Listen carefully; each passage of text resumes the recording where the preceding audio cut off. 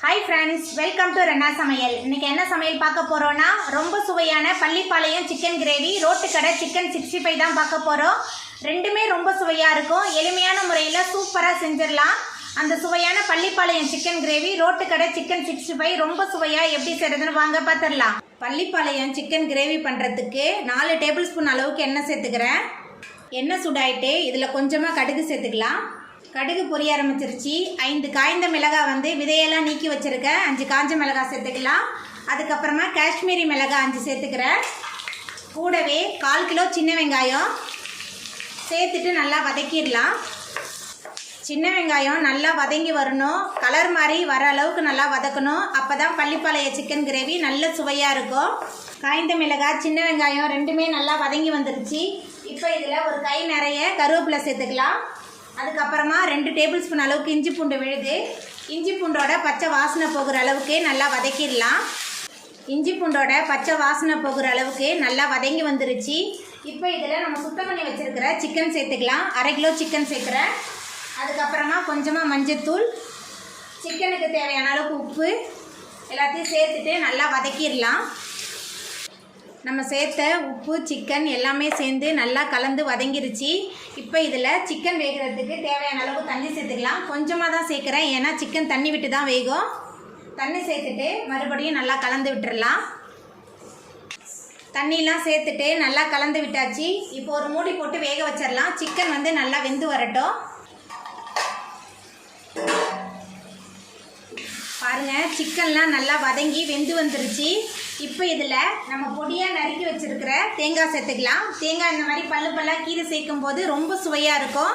தேங்காய் சேர்த்துட்டு நல்லா கலந்து விட்டுறலாம் தேங்காய் சேர்த்துட்டு நல்லா கலந்தாச்சு எல்லாமே சேர்ந்து நல்லா வெந்து வரட்டும் தேங்காய் சேர்த்த பிறகு எண்ணெய் அங்கங்கே கசிய ஆரம்பிச்சிருச்சு நம்மளோட சுவையான பள்ளிப்பாளையம் சிக்கன் கிரேவி சூப்பராக ரெடி ஆகிட்டு இப்போ நம்ம அடுப்பு ஆஃப் பண்ணிடலாம் ரோட்டு கடை சிக்கன் 65 பண்ணுறதுக்கு நான் 1/2 கிலோ சிக்கன் எடுத்திருக்கேன் குழம்பு மிளகாய் தூள் 3 டேபிள் ஸ்பூன் சேர்த்துக்கலாம் மஞ்சத்தூள் 1 ஸ்பூன் தனி மிளகாய் தூள் 1/2 spoon garam masala 1 table spoon இஞ்சி பூண்டு விழுது 2 டேபிள் ஸ்பூன் உப்பு கொஞ்சமாக கருவேப்பிலை எல்லாத்தையும் சேர்த்துட்டு முதல்ல நல்லா கலந்து வச்சிடலாம் மசாலாலாம் சேர்த்துட்டு நல்லா கலந்தாச்சு எதுக்கு சிக்கனில் மசாலாவை முதல்லே போட்டு நம்ம கலந்து வைக்கிறோன்னா அப்போ தான் மசாலாலாம் சிக்கனில் நல்லா ஒட்டி பிடிக்கும் இப்போ இதில் மாவு பொருட்கள்லாம் சேர்த்துடலாம் அரிசி மாவு 2 டேபிள் ஸ்பூன் மைதா மாவு 2 டேபிள் ஸ்பூன் ஒரே ஒரு முட்டை எல்லாத்தையும் சேர்த்துட்டு நல்லா கலந்து வச்சிடலாம் மைதா மாவு அரிசி மாவு எல்லாத்தையும் சேர்த்துட்டு நல்லா கலந்து வச்சாச்சு இப்போ ஒரு மூடி போட்டு 1 மணி நேரத்துக்கு நம்ம ஊற வச்சிடலாம்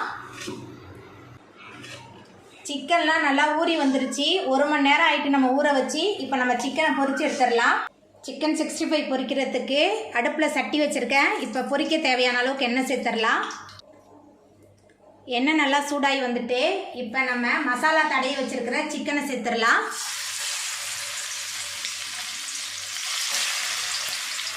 சிக்கன் பொரிக்கும் போது அடுப்பை மிதமான தணலில் வச்சு தான் பொரிக்கணும் ஏன்னா சிக்கன் வந்து மேலே வெந்துடும் உள்ளே வேகாமல் இருக்கும்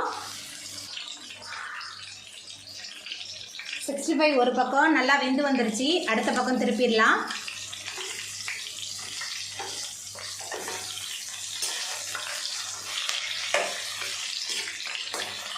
ரெண்டு பக்கமே நல்லா வெந்து வரட்டும் சிக்கன் 2 பக்கமுமே நல்லா பொரிஞ்சு வந்துருச்சு இப்போ நம்ம இதை எடுத்துடலாம்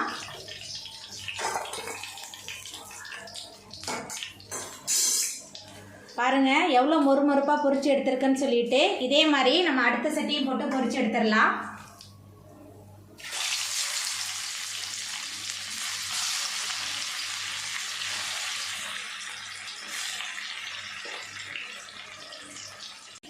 அவ்வளோதாங்க ரொம்ப சுவையான பள்ளிப்பாளையம் சிக்கன் கிரேவி சிக்கன் 65 சூப்பராக ரெடி ஆகிட்டு இந்த சுவையான பள்ளிப்பாளையம் சிக்கன் கிரேவி ரோட்டு கடை சிக்கன் 65 நீங்களும் உங்கள் வீட்டில் செஞ்சு பாருங்கள் இந்த வீடியோ உங்களுக்கு பிடிச்சிருந்தா லைக் பண்ணுங்கள் ஷேர் பண்ணுங்கள் கமெண்ட் பண்ணுங்கள் சப்ஸ்கிரைப் பண்ணுங்கள் அப்படியே பக்கத்தில் உள்ள பெல் பட்டனையும் கிளிக் பண்ணிடுங்க நன்றி